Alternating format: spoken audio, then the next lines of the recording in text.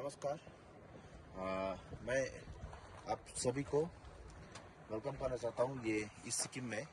और अभी right now अभी है हम लोग है जुलूक है।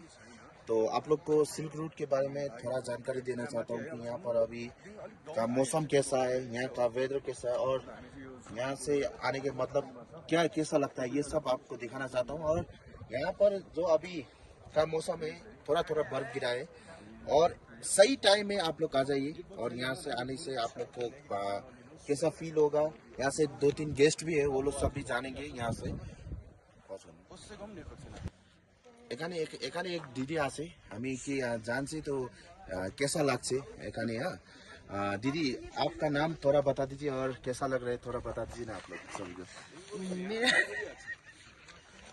मेरा নাম আমার নাম কাজল। আর আমাকে খুব ভালো লাগছে এইদিকে। আমি এসেছি এইদিকে ফার্স্ট টাইম। খুব ভালো সুন্দর একটা জায়গা। আর এতই, এখন ঘুরবো, দেখবো, পরে কথা বলবো। হ্যাঁ, বাই।